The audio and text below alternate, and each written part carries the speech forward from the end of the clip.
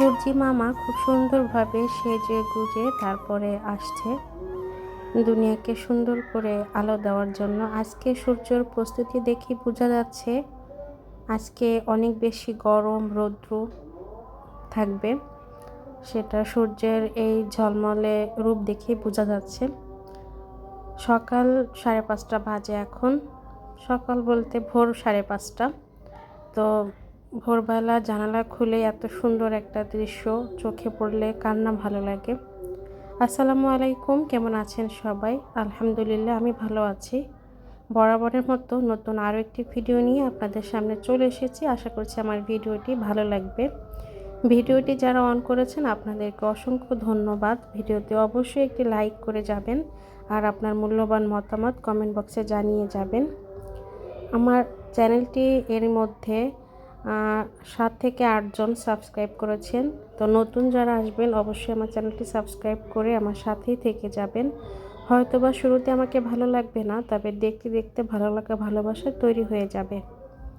সকালে কিন্তু ঘুম থেকে উঠলেই বিছানা না গোছালে একদম সম্পূর্ণ রুমটা এলোমেলো মনে হয়। তো এই জন্য আমি বিছানা গুছিয়ে নিচ্ছি। তারপরে সকালের নাস্তা এগুলো আর কি, মানে সকালের যে কর্মব্যস্ততা এটা যদি টাইমলি কমপ্লিট করা যায় তাহলে পুরো দিনটাই কিন্তু খুব সুন্দর যায়। তো আমি এর মধ্যে বিছানা গুছিয়ে নিলাম। আর আমার এই কর্মব্যস্ত বলতে আমি তো মানে আমাকে সময় দেওয়ার পরে আমি যে ছোট্ট বিজনেসটা সামলাই সেটাকে বুঝিয়েছি কর্মব্যস্ত জীবন। তো ওই ছোট্ট বিজনেস সামলাতেও কিন্তু আমাকে অনেকটা সময় ব্যয় করতে হয়, এর পিছনে অনেকটা সময় আমাকে দিতে হয়, অনেক প্ল্যান করতে হয় কিভাবে কাজটাকে রেডি করব, কিভাবে পার্সেলটা রেডি করব, কিভাবে পাঠাবো, সব কিছু মিলিয়ে কিন্তু এর পিছনে আমাকে অনেকটা সময় ব্যয় করতে হয়। তো সেই সময়গুলো আমি কিভাবে ম্যানেজ করি, কিভাবে একটার পর একটা আমি কাজ কমপ্লিট করি, সেইগুলোই কিন্তু আমি আপনাদের সাথে শেয়ার করব। এর মধ্যে আমি সকালের নাস্তা সেরে নিচ্ছি। সকালের নাস্তা আজকে ছিল রুটি, আলু ভাজি আর ডিম। ডিমটা মানে পোস্ট করার জন্য মানে করতে গিয়ে আর কি ভেঙে গিয়েছে। মূলত আমি আমার বাসায় রান্না করি না, আমার বাসায় রান্না করে আমার আম্মা। আর আমার আম্মার 2 জন হেল্পিং হ্যান্ড আছে, যার কারণে আমাকে সংসারের ওই রকম কোনো কাজ করতে হয় না। তবে আমার রুম গোছানো, পরিষ্কার পরিচ্ছন্ন, আমার কাপড় ধোয়া থেকে শুরু করে সব কিছু আমি নিজেই করি, কারণ আমার কারো কাজ করা পছন্দ হয় না, ভালো লাগে না আর কি। আমার মনে হয় যে আমি একটা রুমে থাকি, সেটা আমি কেন গোছাবো না, আমি কেন পরিষ্কার করব না। এই জন্য আমি নিজের কাজ নিজেই করি, অন্যদেরকে দিয়ে করাই না। তবে মাঝে মধ্যে আন্টি আসে আমার ঘর মুছে দেওয়ার জন্য, কিন্তু আমি নিষেধ করি, বলি যে না আন্টি, আমি নিজেই মুছে নেব। যদি একটু দেরি হয়ে যায় তারপর আমি আমার নিজের কাজ আমি নিজেই করতে পছন্দ করি। তো সকালবেলা নাস্তা সেরে নিচ্ছি, নাস্তা করতে করতে আপনাদের সাথে গল্প করছি আর কি। আমার ভিডিও যদি আপনাদের ভালো লাগে তাহলে কিন্তু আমার মানে সার্থকতা। আর যদি আমার ভিডিও আপনাদের ভালো না লেগে থাকে তাহলে তো এত কষ্ট করে ভিডিও বানিয়ে কোনোই লাভ নেই। তো সেটা অবশ্যই আপনারা কমেন্ট করে জানাবেন যে আমার ভিডিও কেমন হয় বা কেমন লাগে। এরই মধ্যে আমাকে অনেক আপুরে কমেন্ট করেন, তারা নিজেরাও ব্লগিং করেন, তাদের সংসারের টুকিটাকি কাজকর্ম নিয়ে তারা ব্লগিং করেন। আমার খুব ভালো লাগে ব্লগ ভিডিও দেখার জন্য। আমি খুবই মানে ইন্সপায়ার হই যে তারা কিভাবে কাজ করে, তাদের কাজের গতি কীরকম, তারপরে আপুরা কত সুন্দর গুছিয়ে রাখে সব কিছু। এগুলো সব কিছু দেখেই কিন্তু আমারও শখ হয়েছে যে আমি ওইভাবে ভিডিও করব, চ্যানেলে দেখাবো সবাইকে আমি কিভাবে আমার এই ছোট্ট জীবনে আমি আমার ছোট্ট বিজনেস, তারপর আমার নিজেকে সময় দিয়ে আমি পুরো বিষয়টাকে কভার করি। সেটাই হয়তোবা আমার এই ভিডিও দেখে অনেকের অনেক কাজে লাগতেও পারে, আশা করি কাজেই লাগবে। কারণ আমরা প্রত্যেকটা মেয়েরাই চাই স্বাবলম্বী হতে, কেউ চায় না কারো ঘাড়ে বোঝা হয়ে থাকতে। সব মেয়েরাই স্বাবলম্বী হতেই চায়, কোনো মেয়ে চায় না যে আমি কারো কাছে বোঝা হয়ে দাঁড়িয়ে থাকি। যারা চায় তারা আসলে মেরুদণ্ডহীন। আমি মনে করি স্বামী হোক, বাবা হোক, ভাই হোক, প্রত্যেককেই আমাদের সহযোগিতা করা উচিত।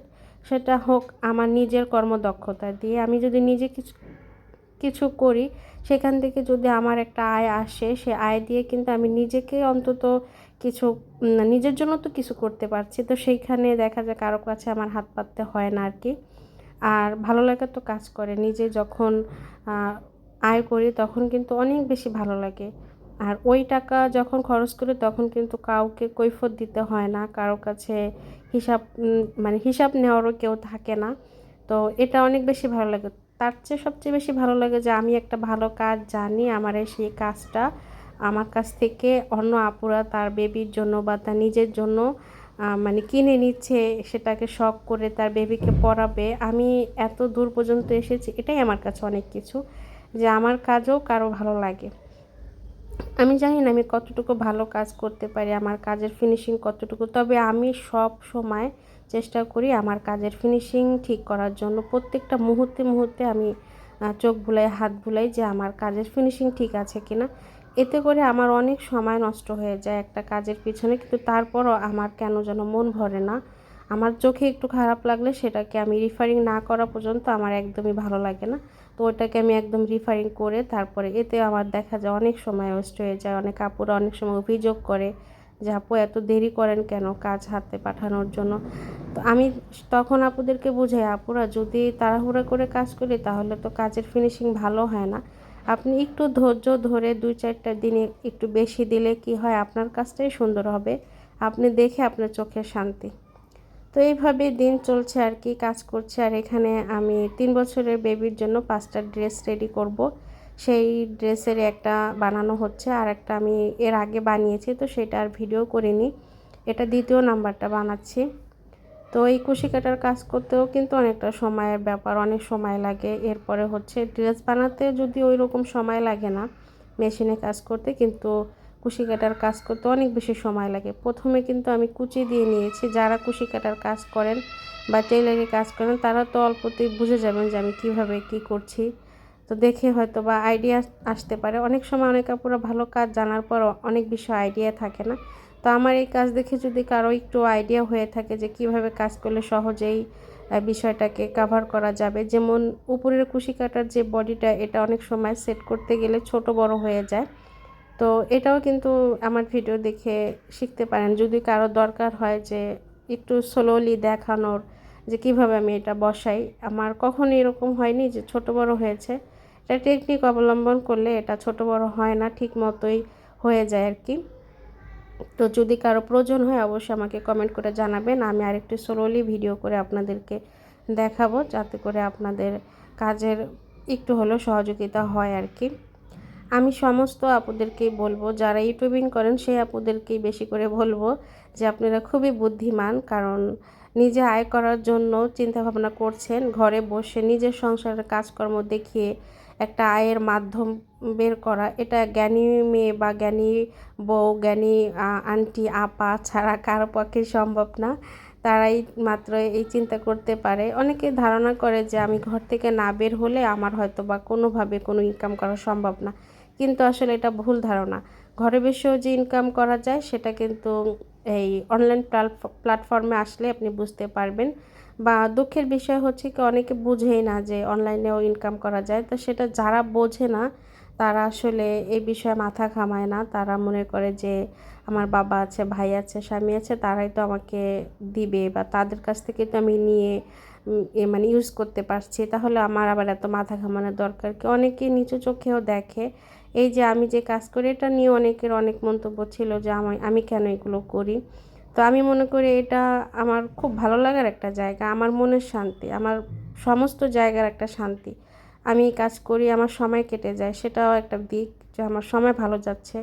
আমার ওইভাবে কাউকে খুঁজতে হচ্ছে না যে কার সাথে গল্প করব, কার সাথে একটু সময় কাটাবো, এগুলো করতে হচ্ছে না। আমি তো এই কাজের মধ্যেই একদম মন দিল প্রাণ সব উজাড় করে দিয়ে বসে থাকি, যে আমার কোনো মানুষের কথা মনে থাকে না তখন আর কি। তো জামাটা কমপ্লিট হয়ে গিয়েছে, দেখেন কত সুন্দর লাগছে একদম।